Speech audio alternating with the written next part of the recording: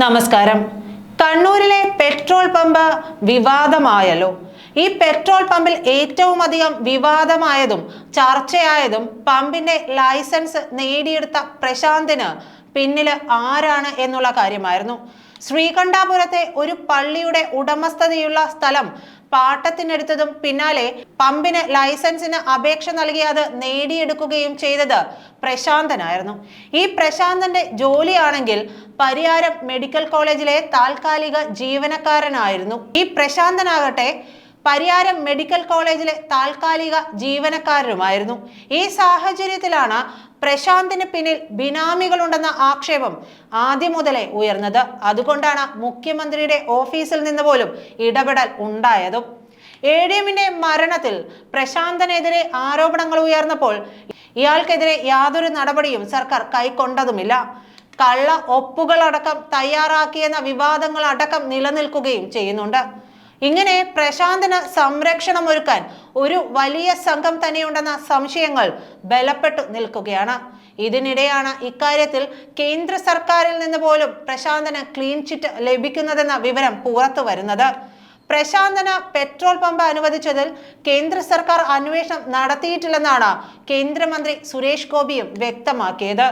ഇക്കാര്യത്തിൽ പരിശോധന നടത്തുമെന്ന് സുരേഷ് ഗോപി ആദ്യമേ തന്നെ വ്യക്തമാക്കുകയും ചെയ്തിരുന്നു.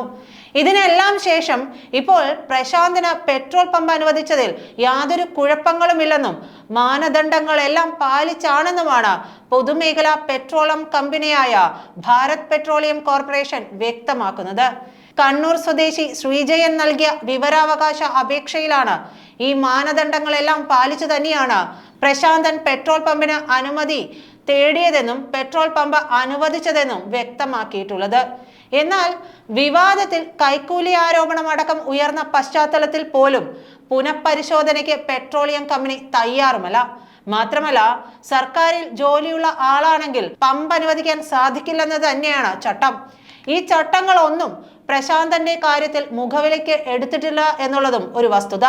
ഇതോടെ പ്രശാന്തന് ഉന്നതങ്ങളിൽ പിടിയുണ്ടെന്ന ആക്ഷേപം ശരിവെക്കേണ്ട അവസ്ഥ സംജാതമാവുകയാണ്.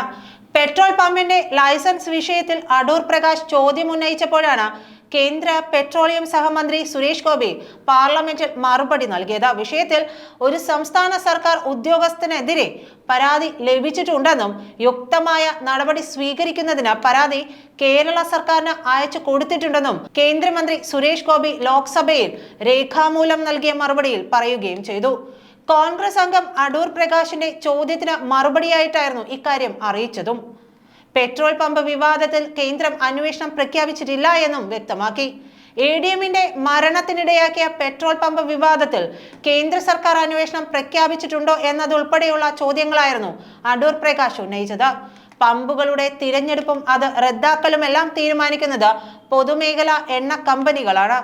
ശ്രീകണ്ഠാപുരം ചേരാൻമൂലയിൽ പമ്പ് അനുവദിക്കുന്നതിന് ജില്ലാ ഭരണകൂട ഉദ്യോഗസ്ഥർ NOC നൽകിയതുമായി ബന്ധപ്പെട്ട പരാതികൾ കേന്ദ്ര സർക്കാരിന് ലഭിച്ചിട്ടുണ്ട്.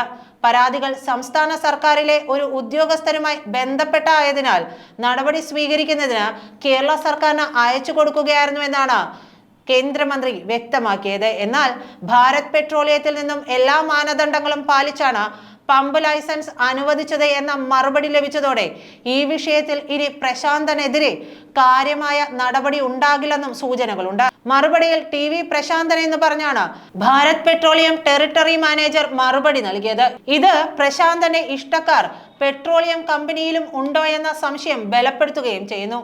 അതേസമയം ഈ വിഷയത്തിൽ TV പ്രശാന്തനെതിരെ ആരോഗ്യവകുപ്പ് സസ്പെൻഷൻ നടപടി മാത്രമാണ് സ്വീകരിച്ചിരുന്നത്. സ്വകാര്യ ബിസിനസ് സർവീസ് ചട്ടലംഘനമാണെന്ന് ചൂണ്ടിക്കാട്ടിയായിരുന്നു പ്രശാന്തനെ സസ്പെൻഡ് ചെയ്തത്. വിവാദമായ പെട്രോൾ പമ്പിന് അപേക്ഷ നൽകിയ ആളായ പ്രശാന്തൻ പരിയാരം മെഡിക്കൽ കോളേജ് ജീവനക്കാരനാണ്. പുറത്താക്കിയതിന് പിന്നാലെ പ്രശാന്തനെതിരെ പോലീസ് അന്വേഷണത്തിന് ശുപാർശ ചെയ്തിരുന്നെങ്കിലും കാര്യമായ നടപടികളൊന്നും തന്നെ പ്രശാന്തനെതിരെ ഉണ്ടായില്ല. പ്രശാന്തിന്റെ ഒപ്പുകളിലടക്കം വൈരുദ്ധ്യങ്ങൾ നേരത്തെ പ്രകടവുമായിരുന്നു. തനിക്ക് 2 ഒപ്പുകളുണ്ടെന്നും രണ്ടും തന്റേതാണെന്നും പ്രശാന്തൻ പോലീസിനോടും പറഞ്ഞു. ADMനെതിരെ മുഖ്യമന്ത്രിക്ക് നൽകിയ പരാതിയിൽ ഒപ്പിട്ടത് താൻ തന്നെയാണെന്ന് പ്രശാന്തൻ മാധ്യമങ്ങളോടും പറഞ്ഞു. പെട്രോൾ പമ്പ് NOCക്ക് വേണ്ടി നൽകിയ അപേക്ഷയിലെ ഒപ്പും മുഖ്യമന്ത്രിക്ക് നൽകിയ പരാതിയിലെ ഒപ്പും വ്യത്യസ്തമായത് സംബന്ധിച്ച വാർത്തകൾ നേരത്തെ പുറത്തു വന്നിരുന്നു. എന്നാൽ ആ രണ്ടൊപ്പുകളും തന്റേത് തന്നെയാണെന്നാണ് പ്രശാന്തൻ പറയുന്നത്. ഒപ്പുകൾ തമ്മിൽ വ്യത്യാസമുള്ളതുകൊണ്ട് മുഖ്യമന്ത്രിക്ക് പരാതി നൽകിയിരുന്നുവെന്നത് വ്യാജമാണെന്ന ആരോപണവും ഉയർന്നിരുന്നു. ഇതിനെ പ്രതിരോധിക്കുന്നതിനിടെയാണ് രണ്ടൊപ്പുകളും തന്റേത് തന്നെയാണെന്ന് പ്രശാന്തൻ വാദിച്ചത്. മുഖ്യമന്ത്രിക്ക് പരാതി നൽകിയിരുന്നുവെന്നും പ്രശാന്തൻ പറയുന്നു. പെട്രോൾ പമ്പിന് NOC നൽകുന്നതിന് വേണ്ടി ADM നവീൻ ബാബു കൈക്കൂലി ആവശ്യപ്പെട്ടിരുന്നുവെന്നാണ് പ്രശാന്തൻ മുഖ്യമന്ത്രിക്ക് അയച്ചുവെന്ന് പറയുന്ന പരാതിയിൽ പറഞ്ഞിരുന്നതും. എന്തായാലും ഇതിലെല്ലാം തന്നെ ഇരട്ടത്താപ്പുകൾ പുറത്തു വരികയെന്ന സന്ദർഭമാണ് ഇപ്പോഴുള്ളത്. നവീൻ ബാബുവിന്റെ മരണത്തിൽ എന്താണ് സംഭവിച്ചത്? അദ്ദേഹത്തിന്റെ മരണത്തിലെ ദുരൂഹത ഇനിയും പുറത്തു വന്നിട്ടില്ല. അത് പുറത്തു വരുമോ എന്നുള്ളത് കണ്ടു തന്നെ അറിയേണ്ടിയും വരും. നന്ദി.